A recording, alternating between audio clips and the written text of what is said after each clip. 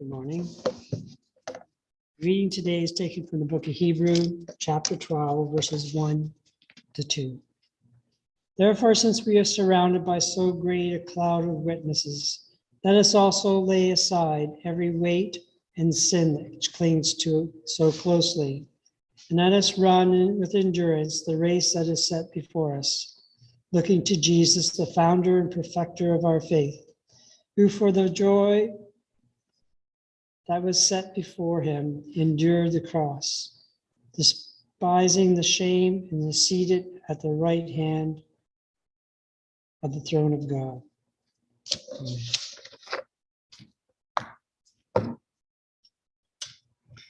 This morning we're going to take a look at the fourth book of the Torah, which is called Numbers in the Septuagint, but in Hebrew it's known as in the wilderness, because the first verse talks about what happens in the wilderness, and it describes Israel's travel from Mount Sinai to the Promised Land. And really, the book of Numbers is a sequel to Exodus. They've been in the wilderness for 11 months, and God has been teaching them his laws, and now he's going to actually work and act through them.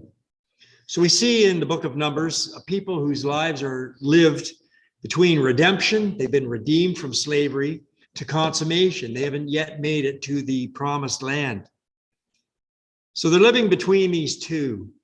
And that is the way that we feel sometimes as well. We've come to Christ, we were saved, and yet we're still living in this world. We're living in this wilderness. So these people enjoyed the Exodus, but they don't have the full realization of what God can do for them. And the same is true with us. We've been saved, and we can sit here and we can sing and we can praise God, we can thank him, and we see that he blesses us in our life, but we will not know what it is truly like until finally we are rejoined with him. In the book of 1 Corinthians, in the letter to the Corinthians, Paul is giving warnings from this very book, from the book of Numbers. And he's saying to these people who are Jews, I want you to be remembering our ancestors, and don't forget them. Remember what happened, how they did escape, but once they had escaped from Egypt, that wasn't it for them. They had many trials and tribulations to go through. And in verse 11, he says, all these bad things, which we will be looking at over the next course of lessons, that happened to them serve as an example. And they were written down to instruct us, on whom the end of the ages have come. So if you think you are standing, watch out that you do not fall. No testing has overtaken you that is not common to everyone. God is faithful, and he will not let you be tested beyond your strength. But with the testing, he will also provide the way out so that you may be able to endure it. These things were written down not for the people who had escaped, but for us, for succeeding generations. And it's really comforting to be able to meet somebody and to talk to somebody who's gone through a problem very similar to what you've had. And you can learn from the lessons, learn from their mistakes. And so we are to learn from the lessons of these people, from the mistakes that they made.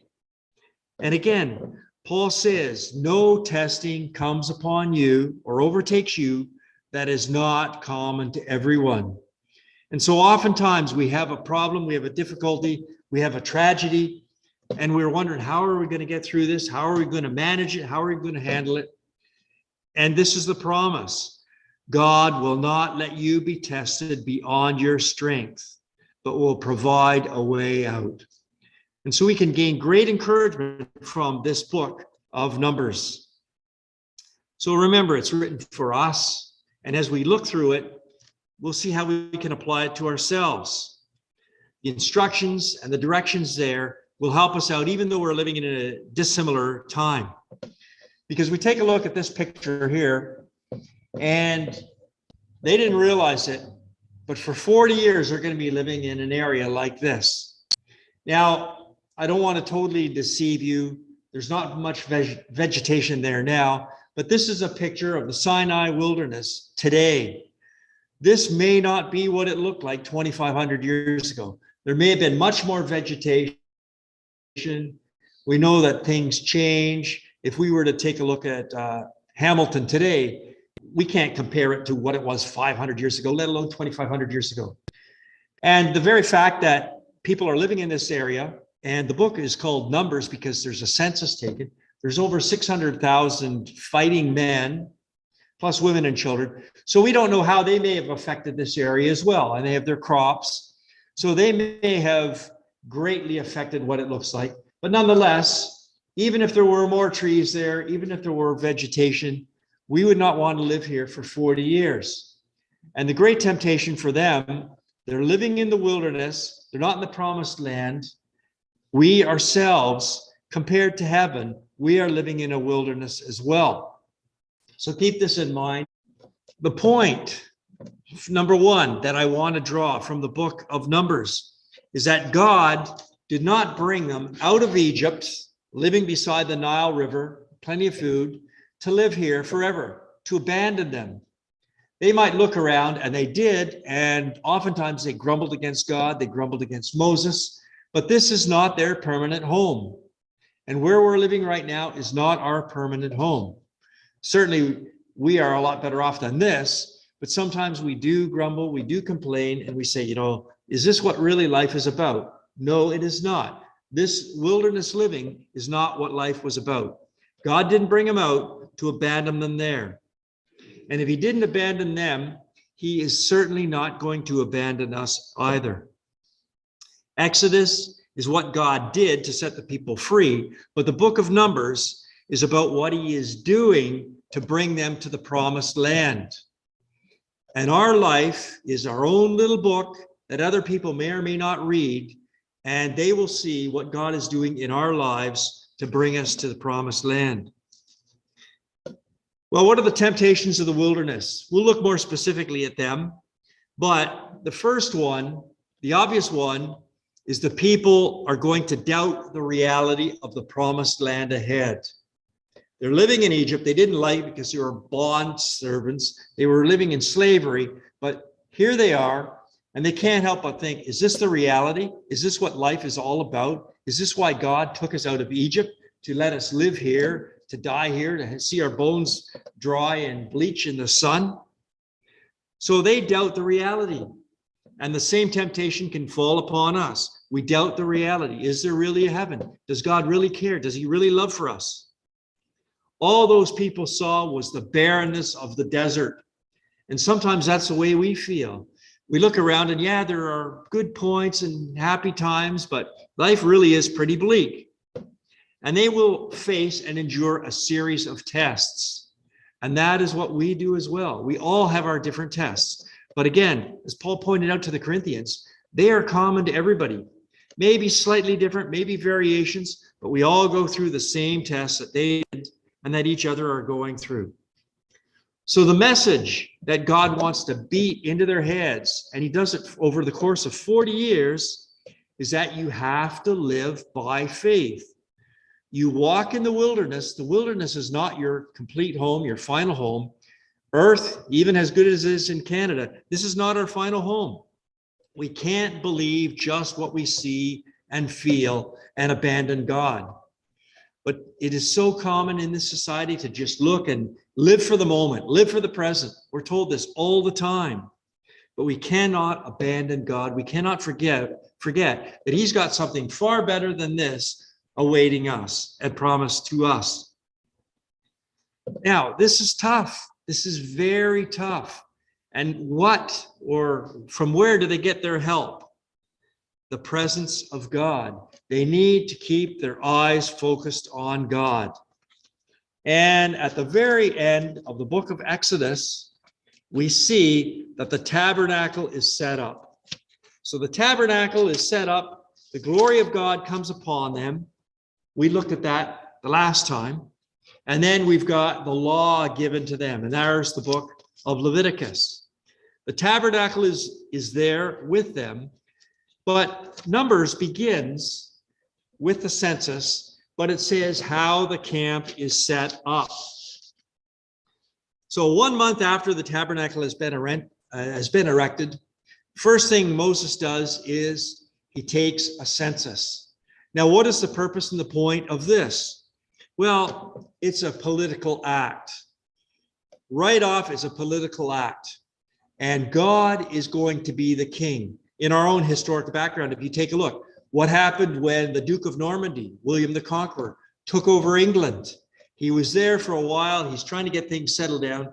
Then the Doomsday Book was taken. So he takes a census of his new realm. Well, here we have a census, which is taken. So 1, God is your king. This is how many people we have.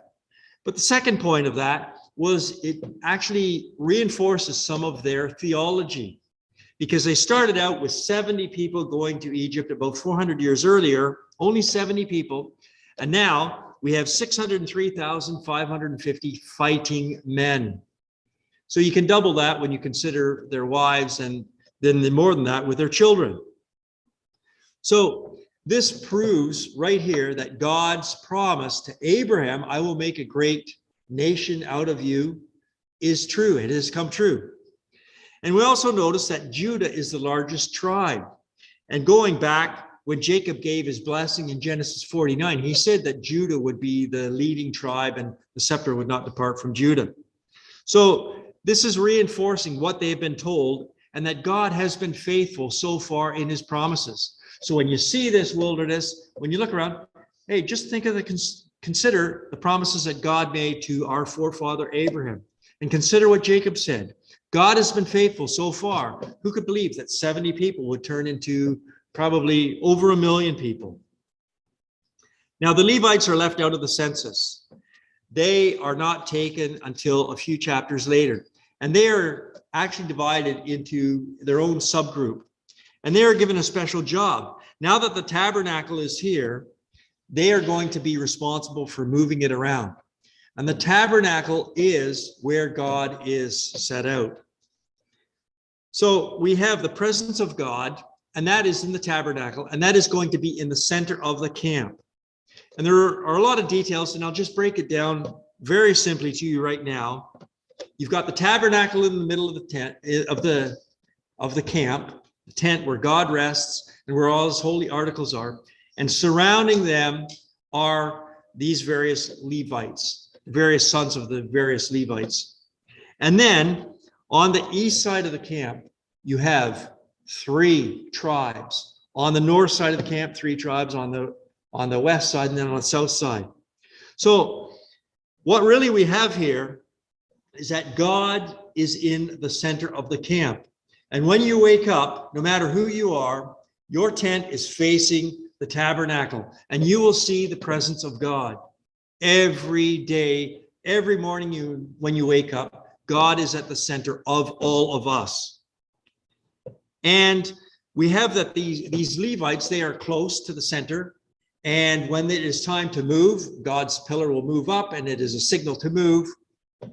These Levites must wait until Aaron and his family can go into the tabernacle, and they cover everything with blue cloths. Once everything is covered, then the Levites can take down the tent, gather all the articles, and they can move out. And that is showing that God is with them no matter where they travel. So before you go to bed at night, if you look out your tent, you drop the doors of the tent shut, you see God is in the center. When you wake up in the morning and you get up and you look out, God is in the center of the camp. He is there, and he is going to guard them, and he's going to lead them. He's going to guide them. So the presence of God is there. That's the place of atonement. That's the mercy seat, the dwelling of God, and the ark where God is enthroned. And all of this is central, and all of it revolves around him. The point of Leviticus, the book of Leviticus, is that God is holy, and that people need holiness, and they have to worship God. And the point of Numbers is that God is in the center. He's the center of the camp, and you must direct all worship towards God. It is reorientation of all the people.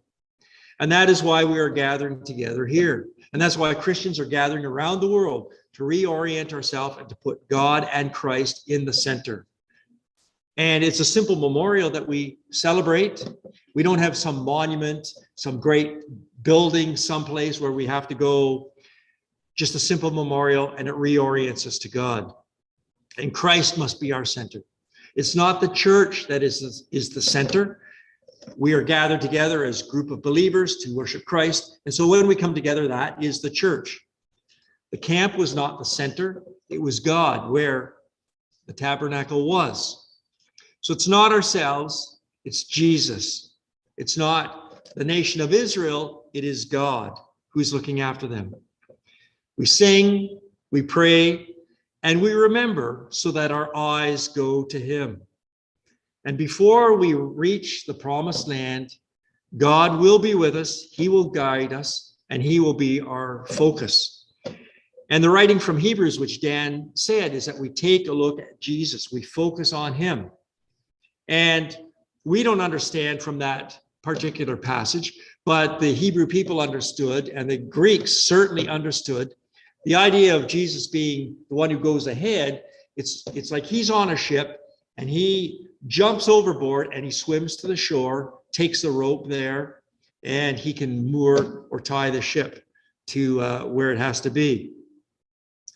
Today, however, we lose our focus sometimes on who God is. And people want to appeal to others. They want to market the church and they want to make a user-friendly church, user-friendly worship. And when they try that, attendance falls. And why does it fall? Because people are not focused on God. They've not made him at the center. So how do we lose Christ? Or how did these people in the wilderness lose God as their focus? Number one, cares of the world. And as we shall see, they're looking back and they're saying, well, we ate better when we were in Egypt. So the cares of the world, they're going to lose their focus on God. Riches. You're not going to be able to build yourself a fine house in this place, or you certainly wouldn't want to. And a lot of people get focused on riches, and that's pushed always. We've got the marketing going on. Things in our tent. Maybe we're too concerned with, we're only looking within the tent. We don't look out that front door. Rules rather than Jesus or God. And Jesus criticized the Pharisees. You follow traditions of men. You don't follow God. You don't follow the old pattern. The Pharisees search the scriptures, and yet they still don't see Jesus. Here are a few questions for you to consider right now. Why do we come to worship services? Why are we here this morning? What are we living for? What's the purpose of our lives? What do we desire?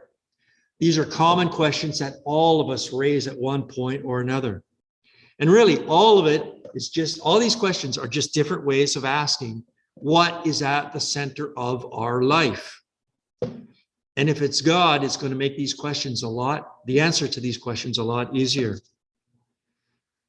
So God's picture here in this book of Numbers, this wilderness wandering, although it looks bleak, it is an attempt to get these people and us to reorient our thinking. Ultimately, they are going to make it to the promised land.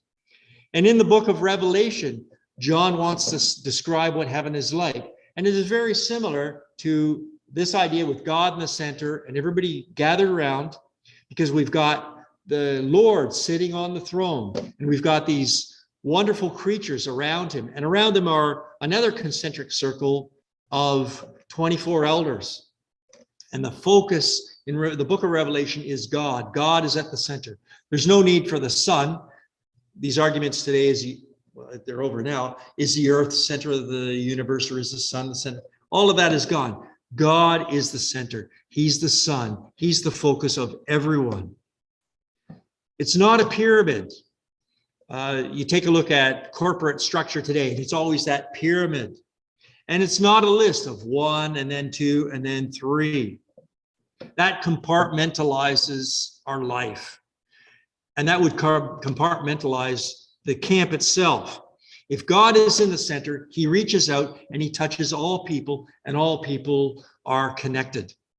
Part of the reason why we gather around and we are communing, we're communing with God, remembering Jesus, remembering his death, most importantly, remembering his resurrection. But as we do this, we are communing with the other brothers and sisters in this building. And sometimes it's hard for us to think of this, but we are actually communing with other people throughout Ontario, throughout Canada, throughout the world, because we're all gathered together on the first day of the week. God is our focus, Christ is our focus, and we're communing with each other. We're communing with him.